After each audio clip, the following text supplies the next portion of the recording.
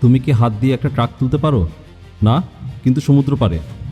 হাজার হাজার বছর আগে আফ্রিকার উপকূলে একটা মেগা সুনামি 700 টনের পাথর ছুঁড়ে ফেলেছিল, যেন পাথরগুলো ছোট নুড়ি।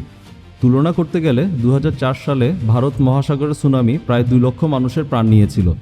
2011 সালে জাপানে ঢেউ উঠেছিল 133 ফুট, কিন্তু এই মেগা সুনামি প্রায় 800 ফুট উঁচু।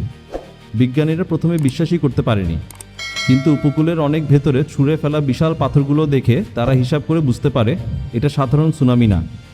কারণটাও ছিল ভয়ঙ্কর। একটা বিশাল আগ্নেয়গিরির অংশ হঠাৎ সমুদ্রে ভেঙে পড়েছিল।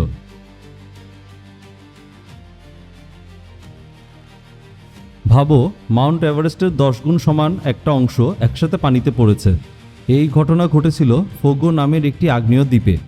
এই ধরনের আগ্নেয় দ্বীপ তৈরি হয় ম্যাগমা হটস্পট থেকে, যেখানে বারবার অগ্ন্যুৎপাত হয়, স্তর জমে দ্বীপ তৈরি হয়। কিন্তু যত বড় হয় তত ভারী হয়, আর ভিতরে যদি ম্যাগমা কম থাকে পুরো পাহাড়টাই অস্থিতিশীল হয়ে যায়।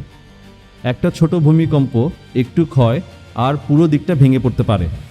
ফোগোর ক্ষেত্রেও তাই হয়েছিল। ম্যাগমা ভিতরে আটকে গিয়ে চাপ বাড়ায়, গ্যাস জমে, তারপর একসময় হয় ধস। এই ধসই তৈরি করেছিল সেই বিশাল মেগা সুনামি।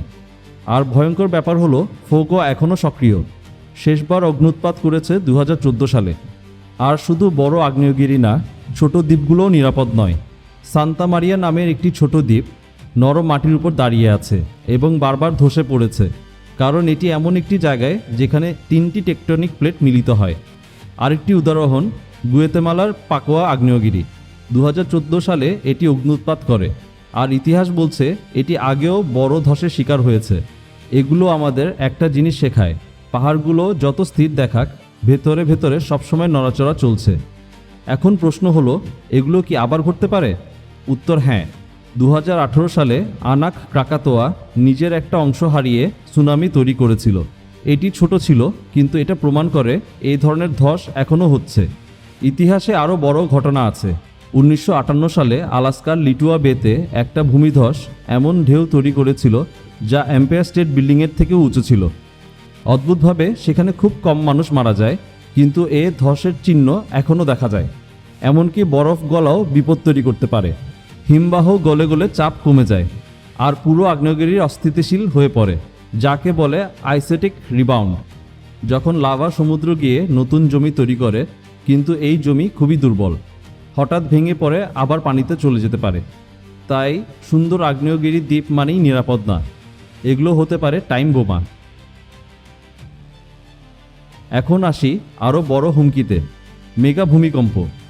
মেগা ভূমিকম্প মানে 9 বা তারও বেশি মাত্রার ভূমিকম্প।